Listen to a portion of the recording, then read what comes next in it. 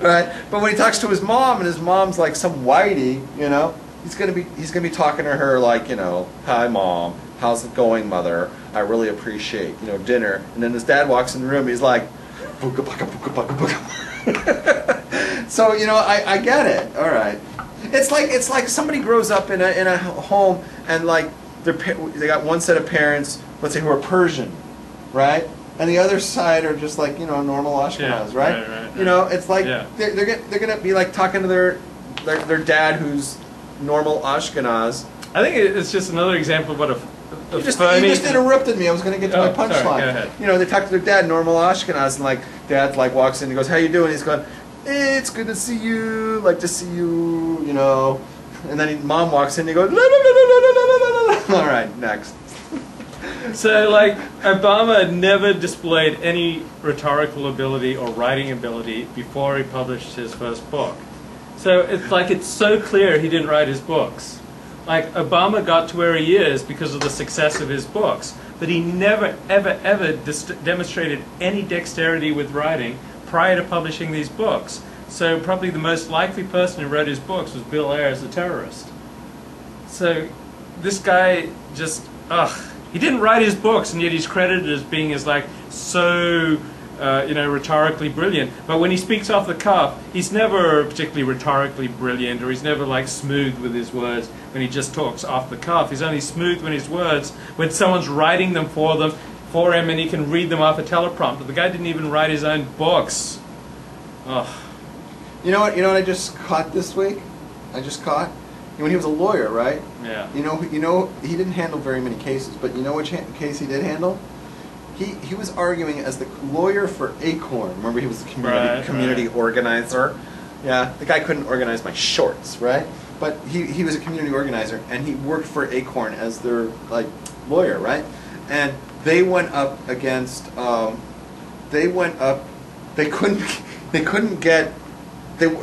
Acorn tries to handle all these poor people. You know, the poor people. So they wanted to get these people set up in homes, right?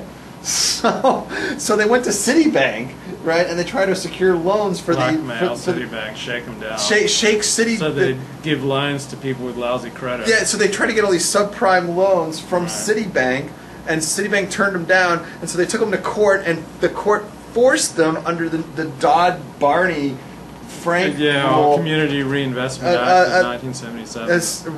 Whatever the fuck it was, right? And forced Citibank to give the subprimes. Yeah. And of course Citibank went belly up because of it. But then the son of a bitch, hypocrite, what does he do? He condemns Citibank and Wall Street for bringing down the irresponsible loans. Unbelievable. When he was the lawyer forcing them to make irresponsible loans. Like, banks are one of the rare businesses that can't invest their funds as they see fit.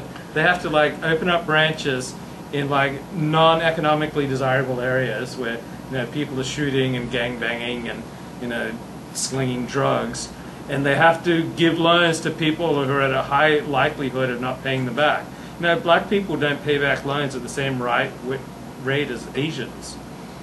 Like, Asians tend to pay back loans. They have the best loan repayment rates, then whites, then Latinos, then Native Americans, and then blacks have the worst credit ratings and loan repayment records.